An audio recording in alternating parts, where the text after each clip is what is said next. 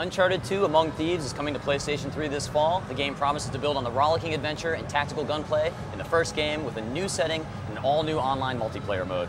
Bruce Straley is here from Naughty Dog to get us up to speed on Drake's newest adventure. Greg, what's the story on Uncharted 2? Dave, the biggest news is that Elena is in the game. Bruce here has been hiding her the entire time, the love interest of Uncharted. Finally at E3, we got to see her. She called herself last year's model. Crazy stuff's happening. But Bruce, I think you'd probably be better to bring us up on the real story of what's happening in Uncharted 2. Right, well, so Uncharted 2, Drake's back. Drake's in his usual self, which is, you know, part adrenaline junkie, part historical detective. We've surrounded him with a new cast of characters. So he's got Elena Fisher back, he's got Chloe Frazier, he's got a new antagonist who's bigger and badder this time, and Zoran Lazarevich. So kind of how the characters intertwine with each other in this story, this game, is that Chloe Frazier is more from the seedier side. Yeah, the seedier side, the treasure seeker, modern day treasure seeker. So has to deal with things as more a survivalist, self-preservationalist, kind of like looking out for number one. But she's also got like a bit of a firecracker, got some zest in her, and so she excites Drake. They've had an on-again, off-again relationship over the years. While you're in this city is well, you can see it's beautiful for one, and what we're trying to say is like you climb to the top of this hotel to seek out the one temple amongst the hundreds of temples poking out inside of this urban environment. 700 years ago, this was a valley full of temples. Marco Polo came through this area at that time and found the temple that holds the secret to where the hidden entrance to Shambhala is, or in Westerners' terms, Shangri-La, up in the Himalayas. So you and Chloe are here looking for that same temple, like needle in a haystack style. So you can see the story is embedded into the environment here, because you see the temples cropping out of the urban overgrowth, but as well you see, you know, you're finding the temple you're going after, and then you see the snow-capped mountains off in the distance. We're saying that you're going to go there in the future. So true Naughty Dog fashion, you've made an effort to get to the highest location in the city, and now we want to give you this reward of this beautiful 360 panoramic vista.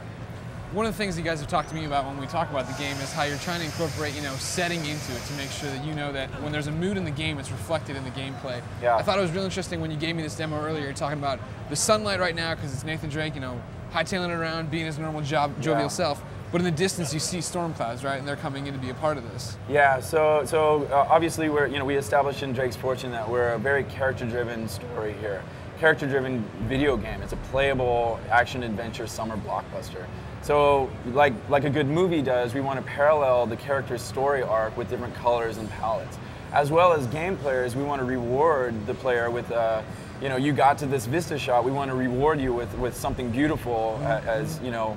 Look, I made it this far. So Drake's character is going to go through ups and downs and highs and lows, and you can see that embedded in the background as well. So you get to this vista point where you're at a high. Later on in the level, or in this world, you're gonna get to that temple. Things are gonna go slightly awry, at which point you're gonna be embedded inside of that thunderstorm, lightning flashing, rain coming down, etc. It's really gonna parallel Drake's mood because now he and the characters he's surrounded by are in jeopardy. Now, one of the things we're seeing in the vistas here are these, you know, smokestacks in the background. I mean, these fires burning out of control, torn up walls. They're going through a civil war here, right? So Drake's kind of dropped in this situation he has no control over. Right. So the story. By the way, too, that was awesome. Thanks. I don't know if anyone's talking about how awesome it is when But you can see right now, like to traversal gunplay in effect. Right, Drake's using vertical cover. Helicopters coming out. You know, destructible environments. Plants are reacting to the helicopter. You know, we're just trying to give you an epic experience here, all in game.